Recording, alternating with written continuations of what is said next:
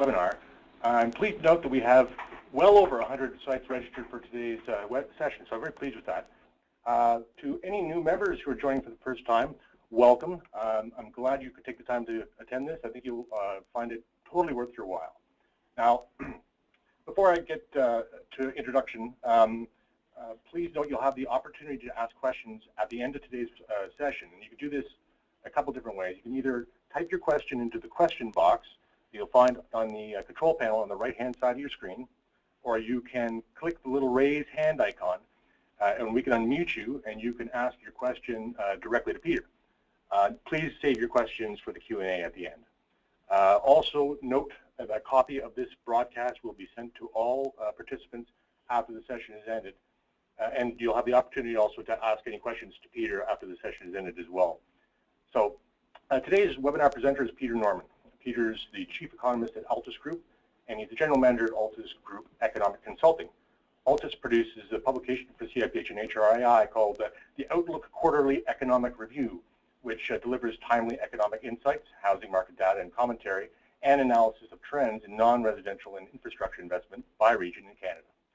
Peter is a well-known professional land economist and forecaster who is widely quoted in the Canadian media. And he's a frequent expert witness on economic matters as well. And he conducts private and public sector organizations series across Canada, providing economic intelligence and strategic advice. So without further ado, please join me in welcoming Peter Norman. Peter? Thank you very much, Steve, and thank you everybody for tuning in this afternoon. We have a lot of material ahead, and as per always, we're going to try and talk about a few hot button topics, cover some of what we see in terms of the underlying economy, the broader world, and the implication on construction of housing and non-residential construction and all the rest.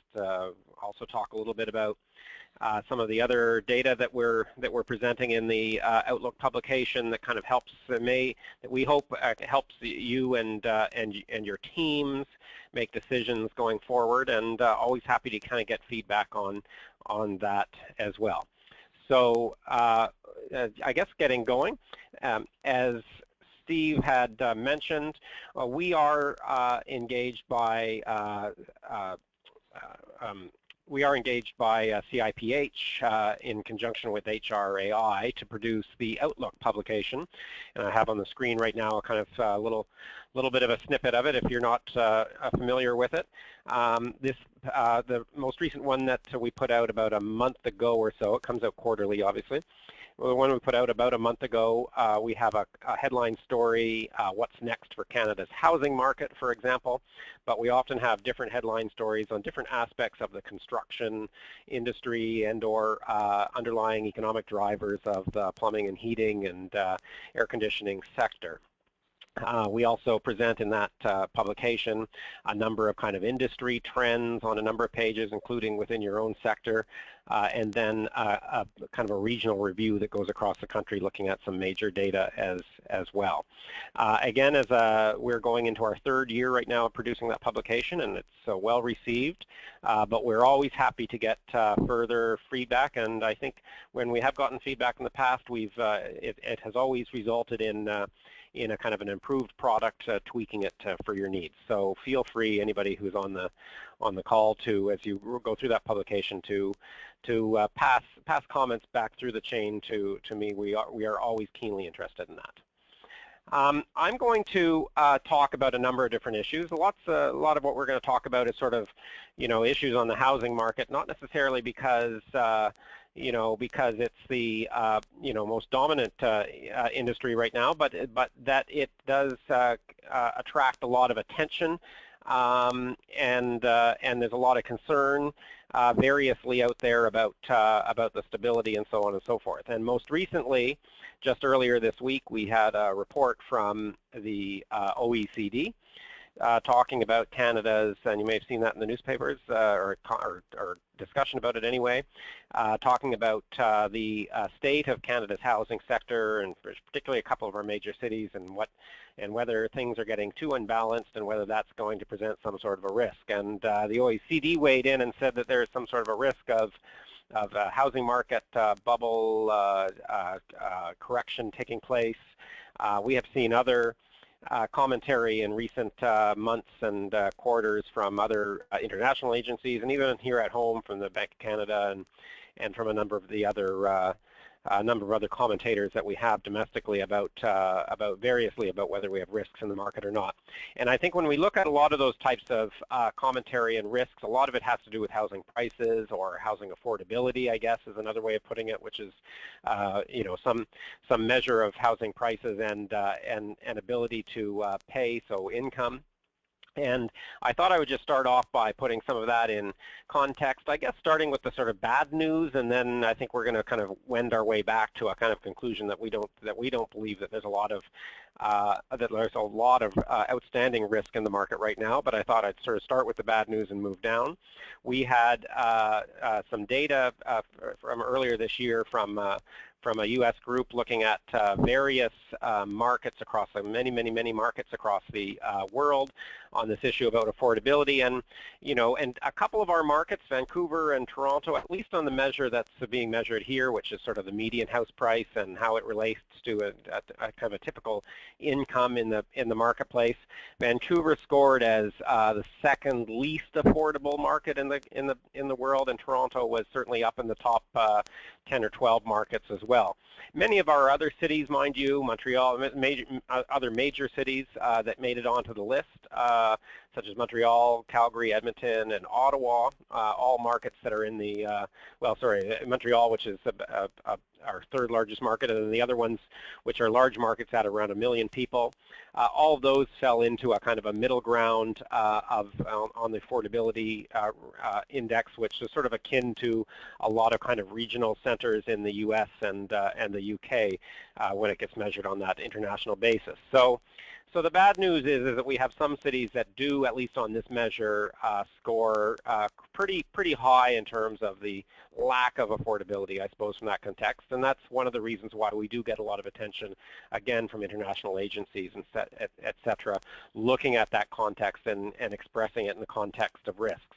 I will kind of mention, while we're still talking internationally, that there is sort of this sense that, and this isn't a complete list of countries, but a few different countries, we've had a kind of a housing cycle which often is fairly synchronized across different countries. And you can sort of see that the 2000s, we saw many countries, certainly the kind of countries we're looking at here, all seeing house price appreciation at a reasonably strong degree. But then there was the big recession, the big international recession in 2008 and 2009, which caused a bit of correction in most housing markets around the world. But there were really two different kinds of countries out there. There's countries like the United States and the UK, and you can see both of those illustrated there, that both saw really sharp and long corrections to their housing prices. In the US, for example, you can see housing prices really fell between about 2006 all the way through to about 2011 or 2012, so about a 5 or 6 year decline following the financial crisis, and in the UK as well, pretty sharp declines that lasted several years. And then you have a variety of other countries like Australia, New Zealand, Canada, and others as well, where there was a bit of a pause, a little bit of an adjustment to housing prices, but basically where we saw them start to get back, normalize, and get back onto a regular path since. And that's really where Canada stands in that longer term context. I don't think it's largely relevant to be continuously comparing us only with the United States, where there was really an exceptional change to the way the housing market responded to the financial crisis, and the financial crisis that came out of the U.S. I don't think that's our best comparator, but many countries in the world are in a similar situation to Canada in the sense that modest but steady price growth has been taking place through this period of kind of low interest rates and other relatively stimulative measures. I'll just give you a little bit of a long-term view about changes in house price as we sort of look across the country. And some of this might seem pretty counterintuitive to some of you as you're looking at this, and I think that's one of the reasons why it's kind of nice to look at it. We really have, if you're looking at regional markets across the way, we really have, two very distinctly different characteristics that have taken place over this longer term. In all markets, we've seen housing pricing moving up over the last 25 years or so, and that's what that's illustrating. But in those energy markets, Saskatchewan, Alberta, Manitoba is not an energy market, but it is a prairie province which has benefited from the economic development perspective from the energy markets, and also Newfoundland to some lesser extent.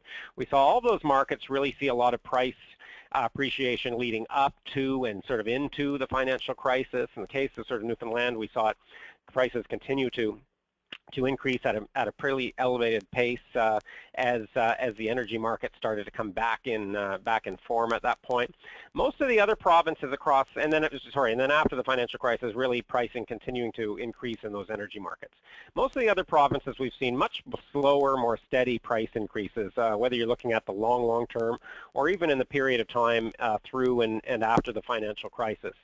You look at Ontario and BC, for example, two markets that are being called out by groups like the OECD, etc. They're bottom of the list. Ontario has a pricing which is increasing at about 2% per year over the over this kind of longer term. There's always a little bit of ups and downs from year to year, but over the longer term. BC is the market where we've seen the least amount of appreciation on average over that long period of time. Again, there have been some ups and downs through that period of time. It has always been an expensive market, particularly in Vancouver, from a sticker price perspective. But in terms of the increase in price, it's not showing up, clearly in these kind of long-term data, which is a sort of an interesting perspective. Taking a slightly shorter-term perspective and kind of showing you where we're at right now in terms of house pricing, they have certainly been accelerating over the last 3 or 4 years from that kind of long-term picture of about 2 to 3%. We've seen it in 2014. House prices accelerated at a little over 5%, so that's somewhat elevated. And so far this year, and expectations, I'm showing some forecast expectations on here, but the expectations are, again, a little over 5% this year as well. And I'm showing the results of a survey of about 20 housing forecasters, and you can sort of see, some expect something like about 8% growth this year. Others expect it may start to decelerate pretty sharply at the end of the year, but and then turn negative into 2016. But the base expectation really is that we'll continue to see housing prices appreciate in nominal terms, certainly not go down, not adjust. We're not looking, we don't have very many housing forecasters out there expecting a housing price negative adjustment, but that we would see them become more moderate in more of the 2, 3, 4% range as we go into 2016, 2017, and even the forecaster, the maximum forecast out of that group of 20 is going into 2017 is still only in the 5 to 6% range. So,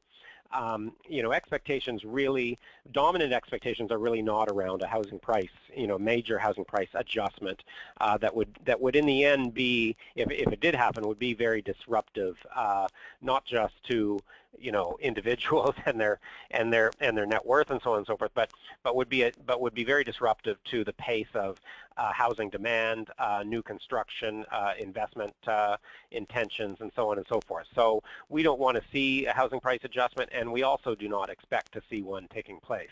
I've shown you this chart before, and I think that it's very relevant, and it's going to play into my comments as we go through the remainder of the material as well, which is that the dominant issue in Canada and the housing market right now is not so much that we're overbuilding. We're certainly not.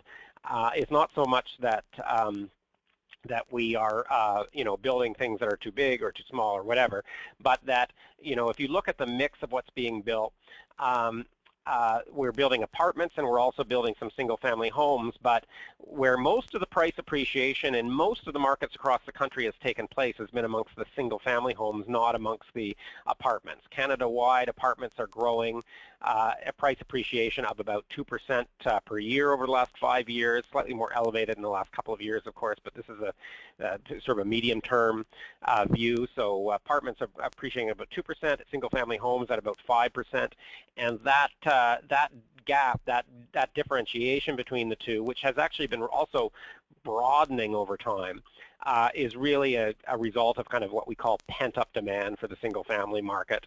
It's not fully at the expense of the apartment market. We think that that's very balanced, and actually in most markets across the country, as you can see, apartments are appreciating, but at a very modest amount. But even in markets like Toronto, the apartment market moving along at about 3% per year, maybe modestly elevated, but certainly not showing an excess amount of new supply by any means in apartments. It looks very balanced, but it's a shortage of supply in single family where we're seeing most of that price pressure, and that's what's really showing up in a lot of those graphs. I just thought I would kind of slice and dice things a little bit differently for you to kind of get a sense of from a policy perspective and everywhere else that what we sort of think some of the implications of that pent-up demand are, and if we're not addressing it.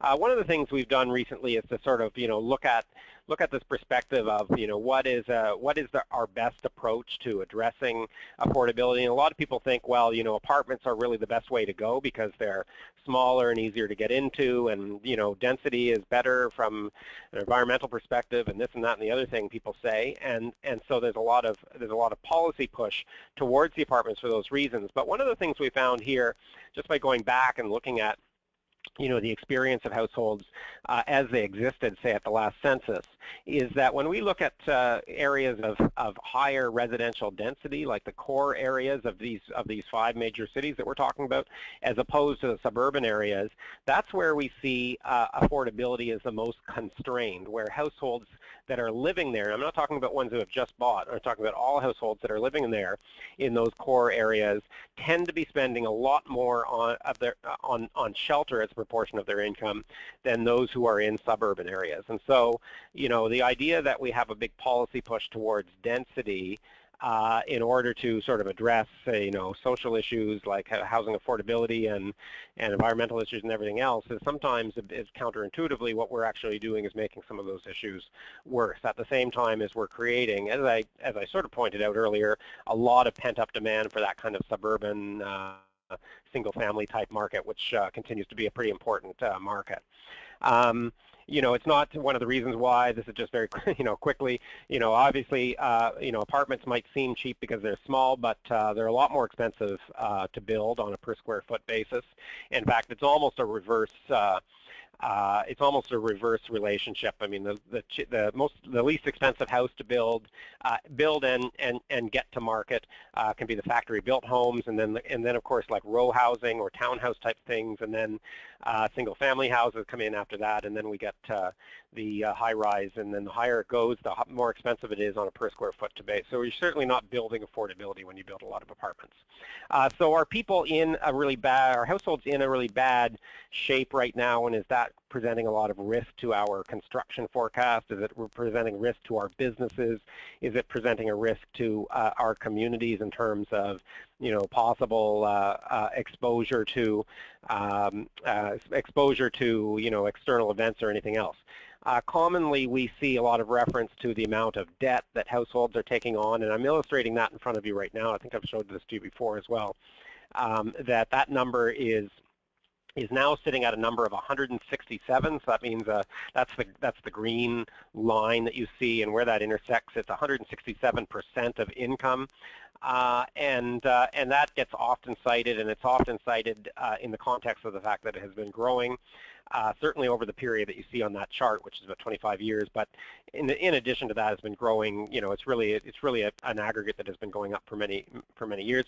It also tends to be a bit higher than where that stands in the U.S. right now. I directed some comments earlier to the fact that I don't think that should be our major comparator necessarily, but nonetheless, it does stand higher than there.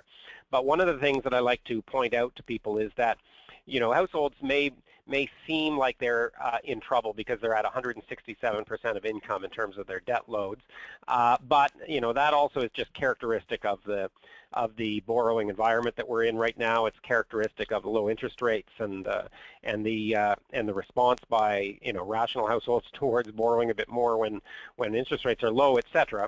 But the issue is really whether that presents a lot of risk, systemic risk to our economy and to our communities, etc. One of the things what risk would come into play would be if people have a hard time servicing that debt.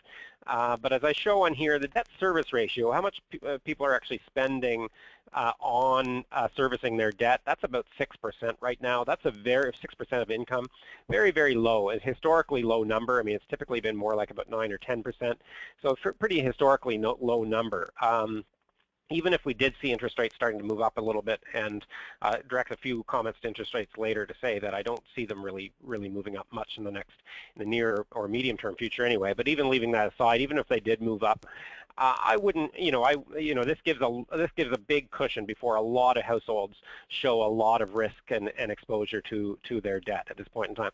And then the third thing that I'm bringing to you on this chart, just to kind of give you a little food for thought on this issue, is that savings rates, we don't talk a lot about that anymore, but it's also a pretty important part of households' balance sheet, and they did compress a lot in between the early 90s and about the mid-2000s, where we saw that savings rate go from about 10 or 12% down to virtually zero. And that savings rate has been increasing pretty steadily over the last 10 years. That's a kind of a silent, positive factor to this whole question about whether households are getting overexposed or something. So I'll have you bear in mind that savings rates are also sort of more or less on the rise. You can see it does bounce around a fair amount, but the trend is still sort of on the upward side at present, which is a good thing. Taking a couple steps back. Just giving you that international context, showing you some numbers right now from the International Monetary Fund, both in terms of how what the world economy means in terms of growth and where we're at right now. If you look back at the sort of early to mid 2000s, growth was typically about 5% across the world economy, but about 7.5% in the so-called emerging economies, the faster growth ones, and then slower, obviously, in the advanced economies, which would be like Europe and the United States and Canada and so on and so forth. And that all sort of changed with the recession and the very slow recovery from the recession in the world since. The world economy has been advancing at about 3.5%, a little under 3.5% since the Great Recession, the Great World Recession. And you can see even when I show you some year-by-year numbers, 2013, 2014, so far 2015, still more or less just in that 3.5% range. IMF expectations is that the world economy will accelerate very, very modestly next year to about 3.8%, but that will take us back to one of the strongest years since before the international financial crisis. And again, that growth next year, growth expectations, is coming both from those advanced economies and from the emerging economies. In red, I'm just illustrating for you, I suppose, it gives a little bit of a dynamic to the sense of forecasting. The advanced economy forecast is pretty steady. Like, this was a forecast that we're looking at right now, came out in July, so about a month and 2 months ago, and the forecast that had previously come out last October, really it had not changed at all. So even though we hear a lot about the international economy and its influence, it is not actually something where we're seeing a ton of change recently. Its expectations continue to be for modest growth into next year. Slightly less growth than previously expected for the emerging economies, but still some acceleration going into next year. Heading into Canada and our expectations, really modestly accelerating growth, both GDP, employment growth, both of those modestly accelerating, both back up to about their sort of, I'm showing you there a 10-year average, so you get a sense of what a kind of a recent normal has been, and that's really where we're moving off of a kind of a bit of a sluggish economy in 2014, 2015 certainly as well. So slightly better growth. Income growth as well, slightly better. Interest rates, really, I said earlier, I don't expect a lot of change, certainly not into 2016, and my expectations are that they'll stay lower for longer as well as we go forward. I'm not going to speak too much about the oil sector and what's going on, but I know that it's always of interest, and it is a major driver right now of the sluggishness in the Canadian economy because of the decline in oil prices. But I will just remind you of a couple of stylized facts, and I think I've mentioned this before. We're looking right now at production levels, actual production levels, but also the ones that are being forecast right now by the industry just a couple of months ago, so well into the oil crisis. These are the forecasts. And production levels have not yet been affected at all. Production levels so far in 2015 are well above where they were last year in the oil sector. Where you see expectations of lower production is really well out into the 20s, at least according to the industry anyway. So we have not seen a major change in production levels as a result of the oil crisis. That might surprise you if you sort of, continuously hear about problems in the energy sector, et cetera. It's just that what they're selling cheaper at a lower price, so there's not as much revenue in that thing. And perhaps importantly, or more importantly, there's a lot less exploration and development going on, so we don't see as much capital investment in the oil sector. But we still see a lot of production, and a lot of the production is sort of where the jobs and also the spin-off impact type jobs as well come to play. So, I'm going to direct a few more comments later on about Alberta and the economy and the housing market and the non-residential construction market, et cetera. But just the sort of the backdrop is that there's problems in the energy sector, but the problems are not as widespread as perhaps we're sometimes led to believe by reading the newspapers and so on and so forth. Other big macro factor, of course, which can be positive for some and negative for others, has been the big decline in the value of the Canadian dollar. Quite a large decline over the last year and a half or so. We're sitting at about 75-cent dollar right now. I'm showing you some expectations from other forecasters of the dollar, from the major banks, et cetera. And as you can see, those expectations really are pretty flat at about 75 cents well into next year, and then maybe a bit of a modest improvement thereafter. But even the most negative forecaster right now, sitting at about 72 cents or something throughout the forecast period, it is really kind of underscoring the fact that there's not a huge amount of expectation for further decline in the Canadian dollar, but also not any sort of immediate expectations of a noticeable improvement, at least not until we get late into 2016. The challenges, and both of those macro factors bring a lot of kind of challenges to our economic growth path.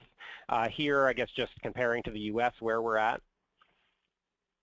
in terms of economic growth. I'll remind you that going back to 2011, and even for a number of years before there, Canada was actually growing much faster than the U.S. But over the last 2 or 3 years, we've had growth which has been kind of pretty much on par with the U.S., if not a little bit softer. But certainly 2015, because of the positive impacts of the decline in the value of oil for the U.S. and the negative impacts for Canada, we have had this period of much more sluggish growth than in the U.S. Overall, and some of that sluggishness is expected to continue into next year, at least on a relative basis. But we are seeing economic growth accelerate, just not quite as up to the same level as what we're seeing happening in the U.S. right now. And then just looking at this a slightly different perspective, where economic growth is taking place across the country. This year, BC, this year being 2015, BC and Ontario will be the growth leaders across the country, both at about 2 or perhaps a bit in excess of 2% growth. Other parts of the country growing at about 1 to 1.5%, and it's really the big negative shock to the economy in Alberta. Again, mostly coming from that, well, almost entirely coming from that energy sector shock, but most of that coming from the decline in capital investment and the oil exploration side that has not affected jobs in a major way, but has certainly affected the mathematics of how you put a GDP forecast or estimate together, and that's why that's showing as negative. Now, the expectations going into 2016, modestly stronger growth pretty much across the board. We see sort of BC a bit stronger expectations in Ontario, for example, as well. Quebec moving up a bit, but the main and perhaps important thing is that we'll see more normalized growth in Alberta at about the 1.5% range. So that's really a sort of a mild, modest recovery going on in Alberta, but not back to the very strong economic period that we saw, say, in 2014, where growth was in excess of 4%. Turning into housing a little bit more, sort of showing you here, I mean, there's both a sense of stability on the housing in recent years. I mean, I'm showing you sort of 2013, actually 14 should be on that chart, but it was about the same, and going back 12, 11, 10, mostly we've been at about the 190,000 housing start range. As we move through 2015 on the chart, you can sort of see the monthly data there on an annualized basis. I would kind of we had a little bit of bouncing around, but I kind of characterize it. We've seen, you know, a bit of a slow start at about the 180 range in the first quarter, and then we've started to see the rate at which we're building housing modestly accelerate as we went through the year. And you can see that the September number is on this chart, and it was a relatively strong showing. The October number, which for some reason we didn't get quite onto this chart, had retreated back down to about the 200 range. So still showing that pattern of a bit of ups and downs, but mostly in a kind of accelerating pattern as we go through. Certainly expectations for this year at this point are about for about 190,000 housing starts in total, and that will put us very similar to the last couple of years in terms of the rate. Really, the message around this is stability in terms of the number of homes that we're bringing forward. Not too many, not too few, for the most part, and also not you know, we might have some bouncing from month to month, but the general trend on a kind of quarterly and annual basis has been a lot of stability in terms of what we're building in terms of housing. Here's a slightly different view, and we're showing this view in the to you every quarter in the quarterly publication, but that view shows us the monthly pattern, at least through to September in this case of this chart. And you can sort of see on the, first of all, on the single-family side over on the right, you know, single-family housing production has been a bit soft this year. It's been at the sort of lower end of average over the last 5 years. That's what that's sort of showing on a month-by-month basis. Most months have been sort of at about or similar to the average, but a bit on the low side. On the apartment side, we've seen a little bit of bouncing around going here and there, but we've seen a number of months which have been, you know, the strongest such month, like for instance March, the strongest March in the last 5 years. So was January, so was May, so was June, so was July, so was August, so was September. So many of the months were the strongest month in the last 5 years for that particular month. And the September numbers, again, on the apartment side, very, very strong. They came back down in October, but it is showing that there continues to be, you know, a fair amount of emphasis on building apartments, not quite as much emphasis on building the single-family home sector, but their demand continues to be strong for both. And this is just a slightly different view, but over a time series of that of those same sort of data, the single family and the apartment. And you can see that actually in the third quarter, for the first time in, you know, and perhaps forever, at least for the time period that we're illustrating here, on a quarterly basis, we actually saw more apartments built than single-family homes. But generally speaking, the trend has been that there's been some modest acceleration in the apartment side and a little bit of deceleration on the single-family side. Certainly, single-family production since the global financial crisis has been at a level sort of substantively lower than it was beforehand, and that continues to contribute towards that pent-up demand for the single-family product that I have talked about already. Moving out of housing and into commercial construction, non-residential construction anyway, a number of different components here. Really, we've seen, you know, I'm illustrating most of the period since the financial crisis, but not the financial crisis itself, and you can see that the dynamics in terms of the growth in the amount of construction by different sectors has bounced around a fair amount, but you can see some generally some important kind of macro trends showing up in terms of the chart that I'm showing you right now.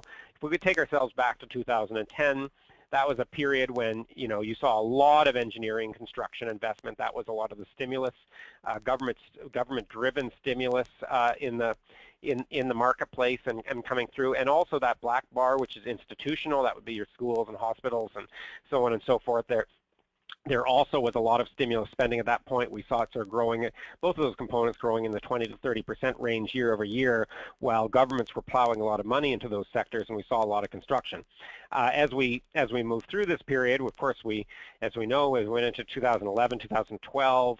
A lot of that institutional money, institutional construction started to dry up after the stimulus funds sort of got used, and so that's why we saw sort of a period when we saw that sector actually contract a bit.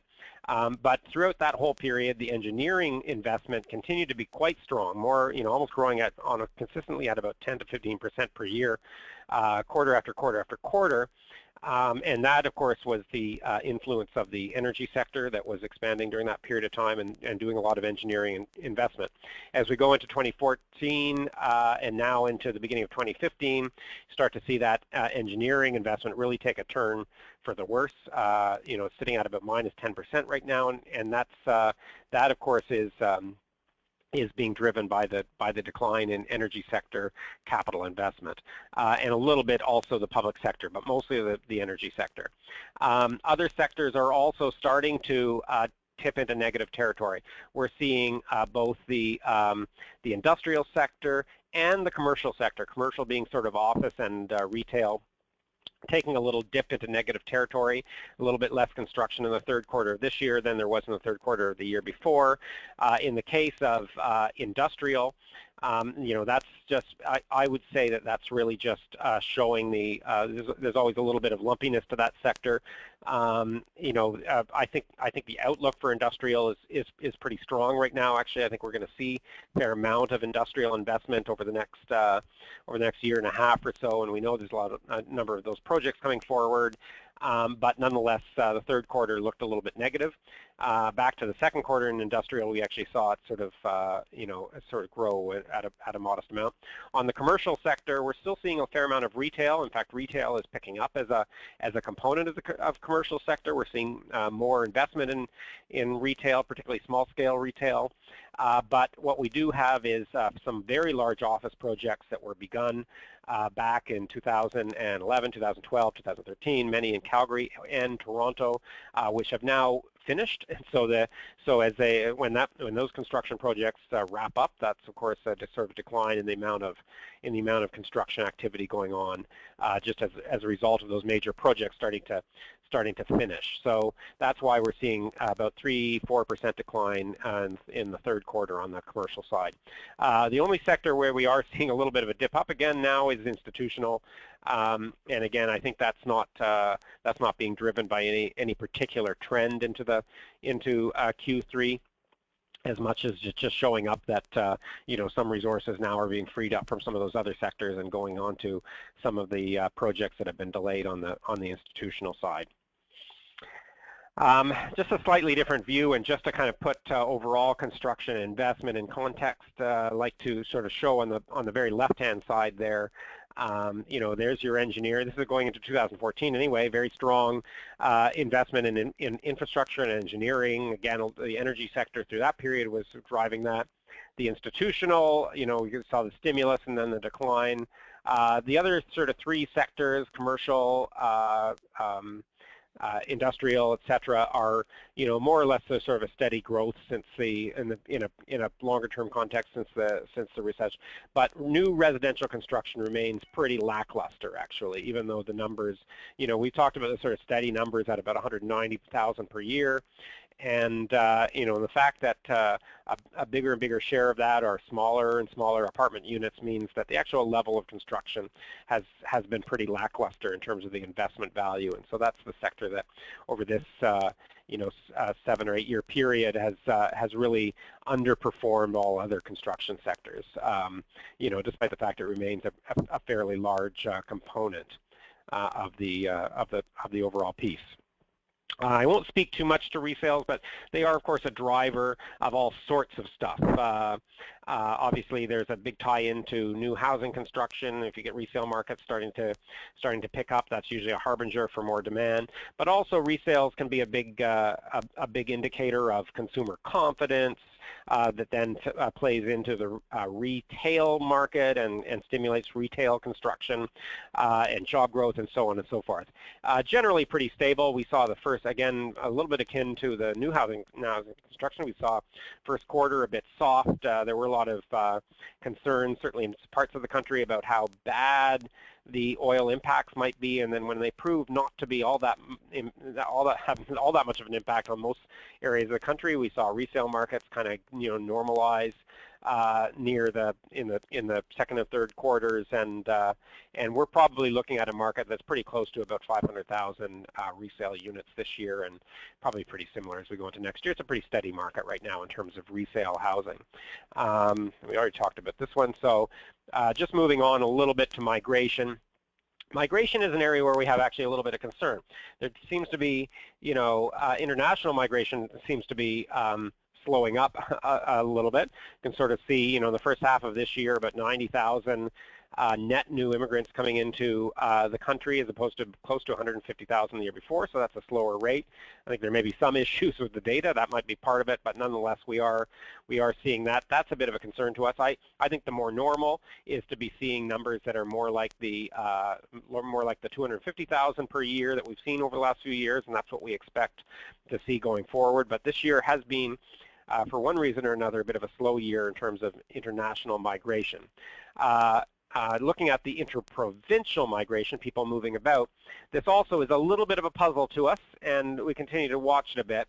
I think if you just ignore for a second the last bar, which is the brown one, if you just look at the earlier two, I'm kind of showing a 15-year period there, and kind of showing where the real macro trends have been, which has been strong in migration into Alberta, sometimes into BC, and then that's really coming from almost the rest of the country, somewhat from Manitoba, Saskatchewan, but certainly from Ontario and Quebec and Atlantic Canada. And then I've shown just the last year, so that's sort of the 12 months leading up to June of 2015 in that brown bar, and we would really expect to see that starting to turn around pretty significantly as a result of the macro factors we've talked about, the decline in economic growth in Alberta, and you would sort of you would expect to see a reversal in migration trends there, and then the stronger growth in Ontario and Quebec and Atlantic Canada, you would expect to see some inflows or greater inflows going on there. But really, the numbers that StatsCan are showing us are really that in this last year there has almost been no change in trend, and that's a bit puzzling to us, but we continue to watch that, and we'll continue to bring insights around that to you guys as it comes forward as well. And an international picture, it's a similar story. Ontario is always the major recipient of international migration, and the next after that, sort of Quebec and then BC. But more recently, it has been Alberta attracting those international migrants. Not so much this year. But Ontario's share has been gradually declining over the last 15 years, and that's what's really being shown on that chart there. Employment is actually starting to pick up nicely in the last 2 or 3 quarters, starting to accelerate. I spoke to you earlier about my expectations for stronger employment into next year, and I think that's kind of a reflection of that momentum starting to pick up a little bit more. This is showing those same numbers, but with a little bit of a demographic overlay to them to sort of see that, the acceleration that we've seen in the last, let's say, 3 quarters since the sort of, a bit softer period for overall employment growth in the middle of last year, so 3 or 4 quarters, you can see that that there continues to be a majority of employment growth is amongst those who are age 55 plus, tends to be where a lot of the job growth has taken place, but that in the last 2 or 3 quarters, progressively so, those 25 to 54-year-olds taking a larger share of that employment growth, a little bit more normalized in that sense. If you kind of look back to, more normal periods of employment growth, like way back in the mid-2000s, or even in that period from about 2011 to 2013, you can sort of see that usually about half or more of the employment growth is amongst the 25 to 54-year-olds, and that's more the way it's been in the last couple of quarters as well. Youth unemployment, 15 to 24, obviously got hit really hard during the recession, as you can see on this chart. and in the last few quarters, it's been a bit hit and miss as well. In the third quarter, we saw a decline in youth jobs once again for the first time since about early 2014. Part of that issue of the employment growth, 55 plus, is coming from much stronger participation rates. The number of people who are in that age group who are willing and able to work and want to work and are looking for jobs has been going up pretty steadily over the last several years. Participation rates for people in age 25 to 54 have been pretty steady, and participation rates amongst youth, so the proportion of youth who are looking or wanting to have jobs has actually declined through the recession and then in the period since as well. I've spoken a little bit about interest rates. Here's a long-term view about the decline. All I will say, I mean, we're in this kind of period right now of very low returns on capital. We've got low cap rates in the non-residential construction or commercial real estate sector. We've got low interest rates in the residential sector. We've got low interest rates on the consumer side. We've got low borrowing rates for governments. We've got low returns on capital for companies and so on and so forth. And there's a lot of talk about whether the Fed will be moving in December or in January or whatever, and the Bank of Canada, how long it'll take them to, and all this kind of stuff. And really, there's very little tie-in to interest rates that come from a lot of those policy questions these days, because whether the Fed starts to tighten very modestly or not, they really have very little room to adjust their policy rates in the context of a very low return on capital environment. There's been a lot of academic work lately on this issue of what's called the sort of natural interest rate, and some people think that the natural interest rate now is so low that really we'll see very little change in policy rates that will have any kind of an effect at all. I'm pretty confident that, in a 5-year context, which is kind of important for home buyers and so on and so forth, that we won't be seeing any substantive change in, let's say, the mortgage rate over that period of time. Home buyers remain very optimistic. This comes from one of our surveys, the Firm survey. Surprisingly so, really optimistic in Alberta, but also that BC and Ontario, those stronger growth in those provinces is showing up in terms of confidence in expectations amongst renters to buy homes. I'll skip just a few of these things for time period, but I will say that despite a lot of the kind of growth in migration into Alberta that we saw in one of those earlier charts, continued relatively steady employment growth and such, I think the confidence in Alberta has hit the home sector to some extent, and here's some view of the new home sales in Calgary, for example. You can see very strong, relatively strong, particularly for the low-rise apartment sector, but into 2014. But in 2015, all sectors have declined about 30, 40, 50% in home sales in Calgary, as you can see, through to the second quarter. And similar in Edmonton, almost the same pattern. Most all of the sectors we've seen a pretty steady. I mean, we're still seeing home sales, but at a rate much slower than they were last year.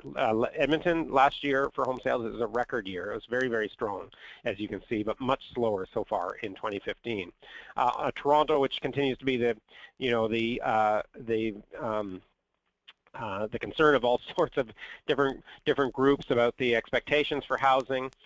Sales remain quite buoyant and on track. So here we're looking at both apartments and single family.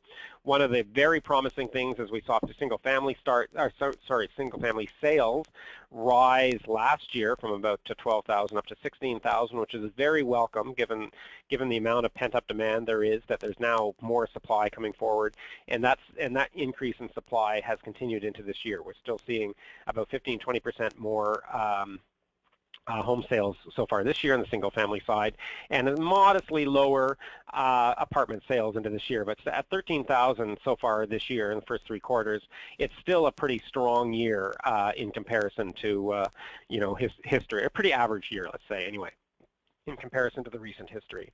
And in Montreal, a similar picture to Toronto. Pretty steady as she goes, and we haven't seen a lot of change in trend going into the first half of this year. So our expectations for housing overall, very steady actually. As I indicated, 2013, 2014, we're about 190,000, and that's what we expect to see over the next couple of years or that's what we are seeing in 2015 and what we expect to see next year as well. If anything, the trend will be, again, sort of following those sales trends we're seeing in Toronto and the response to pent-up demand, et cetera. I expect to see more single-family starts next year and slightly fewer apartment starts, but generally the net result is that the overall will be pretty similar to this year. A little walk across the country. BC, I'm just sort of showing elevated levels of construction both this year and next, in my expectation. It may even be stronger than what we're showing here. A little more some contraction this year in Alberta and more contraction next year in terms of the level of construction, mostly on the apartment side. A bit of an increase next year in Manitoba, Saskatchewan from a relatively weak year this year. Elevated in Ontario, elevated into Quebec next year, some modestly elevated, mostly coming from the single-family side in Atlantic Canada next year. Renovation, I don't have a lot of time to talk too much about it, and I also don't have a lot of new data at this point in time because we get most of our data near the beginning of the year on this, but just a kind of a reminder that it's a very important and large sector, about $70 billion worth of spending each year. It's well in excess, about 40% larger than new housing construction in terms of the volume of construction, the volume of construction investment that goes on. And our forecast is really, it's about probably we're looking at about 3% growth this year and modestly stronger growth in this sector going into next year at about 3.5%. And part of that is continued pretty strong renovation intentions on behalf of consumers, certainly similar to last year in most jurisdictions across the country, except for in Manitoba, Saskatchewan. We're starting to see a little bit of a comeback there, or come down there, and that's what's driving that market. I just thought I would share a comment or two about the trade deficit in building materials. I know you guys are involved in that and watching it anyway. One long-term comment, which is that going back before the financial crisis, Canada was a net exporter of building materials. Now they're a net importer, and that trade deficit has been widening almost consistently over the last 7 years, and it widened again so far this year as well, although there's both more exports and more imports so far this year going forward as well. I've showed this chart to you before, and it kind of helps to illustrate why that trade deficit is happening. It's not so much a factor of Canada versus the U.S. It's mostly that we are importing more and more and more of our building materials from elsewhere in the world, not from the U.S., from elsewhere in the world, and a lot of that is actually coming in from China. In your sector, we've seen in the last 3 quarters, this is from the StatsCan data, a pretty strong increase taking place in terms of plumbing, heating, cooling, and electrical equipment sales, particularly through the building material and supply channel, not so much through the consumer channels, which have been steady. And then the data that we're now collecting from you guys in order to put into the reports showing a pretty similar type picture, certainly through to the second quarter data anyway. We're seeing increases in most of these constituent components through to the second quarter, and but as you think you know, with some of these pieces, it's really the third and fourth quarter as we'll get those data in that show that usually a majority of the sales are in.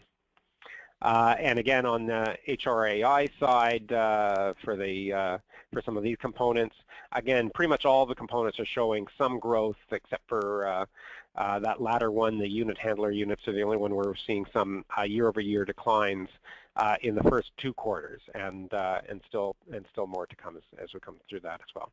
And that, ladies and gentlemen, takes me to the end of my prepared remarks. And I've left a few minutes for questions, not too many, not too much time, unfortunately. But I think, as has been mentioned already by the moderator, there's also an opportunity of sending some questions in afterwards as well. And I'm always happy to try and get to those pieces. And I'll just, before going to questions, just a quick reminder what's on screen right now.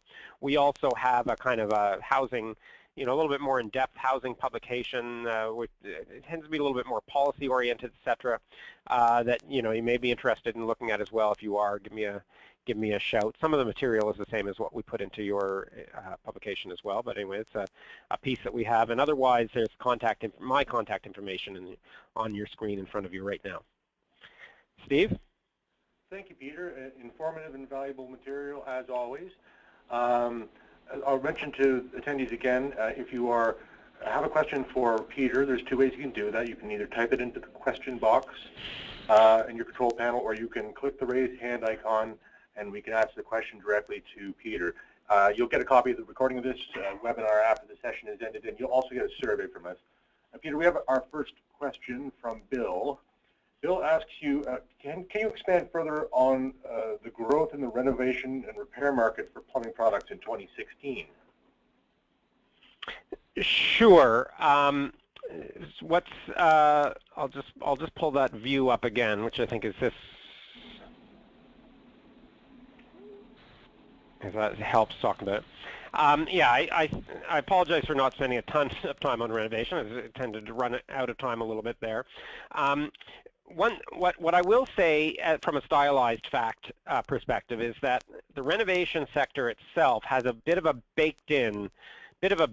built-in growth factor in it, because each and every year we have more and more homes out there. So if you sort of think about a renovation, the overall renovation market, like the market for renovators and also the market for you guys and other producers of building materials, channels sending into the renovation sector, each year, even if the average amount of renovation per household stays the same, there's more and more homes, and more and more homes then means that the overall market grows.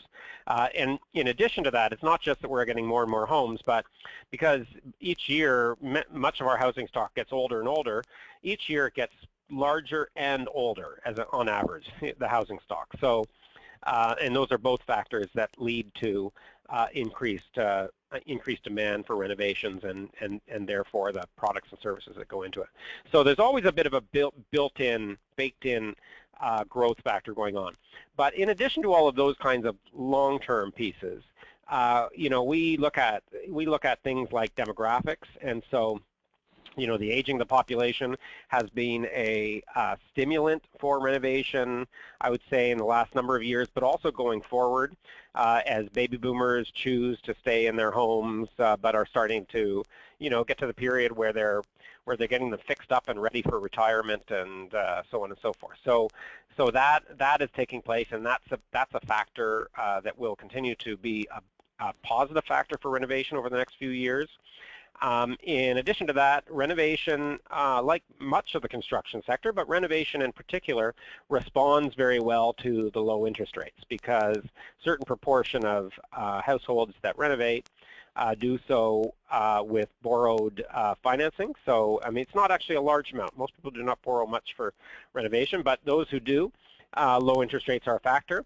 But in addition to that, and this is a bit of a second-order stimulant from interest rates, I will say, but I think that it's important, is that many homeowners, when they go to renew their mortgage every roughly 5 years or so, and many homeowners find, because we're in this kind of declining interest rate environment, that if they had a mortgage 5 years ago for let's say 4.2%, and now they've just renewed at 3.6%, that their monthly payments are a lot lower, and as a result of that, they feel like they've got some additional, even if it's psychological, they've got some additional money to spend on renovation. So that's why we see some people, reinvesting in the home when they get this kind of like notional dividend from the lower interest rates. So those are all factors that are sort of pointing on the upside for the renovation forecast, and that's why we see it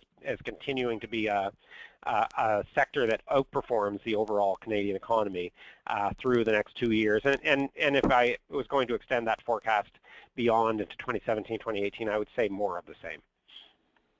Okay, thank you. I've got a question from Jeff. Jeff asks, the U.S. Fed is talking rate increase now, If it goes ahead, what increase do you anticipate, and what effect will it have on the Canadian dollar, the decline of the Canadian dollar? Yes, I think that's a good point. You know, I had some comments about the Fed and stuff earlier. I think one thing to bear in mind is that whatever policy interest rate changes may come about going forward, whether it's in the Fed or by the Bank of Canada, I think they're going to be small and, you know, perhaps not as soon as some people are saying. So, you know, if we start to see 25-point changes, maybe even a few of them, over the next 18 months or so, which is sort of what people are expecting, then that's likely to have that's going to have a kind of a signal towards tightening, but it's not going to have a massive impact on, you know, on capital flows, et cetera, which would be the things that would affect the interest or the exchange rate. So, you know, I don't actually do a forecast of exchange rates myself, but I did show you a kind of a consensus expectation before near one of my earlier slides, and at that time I was saying that most of the bank economists are saying steady as she goes on the exchange rate, and then maybe later into next year, and that might actually reflect, you know, at least in their expectations, a time when the Bank of Canada might start tightening slightly, that you would start to see some increase in the exchange rate at that point in time. But generally speaking, I think it's all going to be pretty minor changes. Okay. We don't seem to have any further questions at this time. I'll just remind everyone, when I send you the survey, I'll send you Peter's contact information. So if you do have a question you want to ask to him directly, he'll be happy to field it. I think that wraps us up, Peter. I really do appreciate your attending, and thank you everyone for attending this afternoon. Thanks a lot. Have a great day, everyone.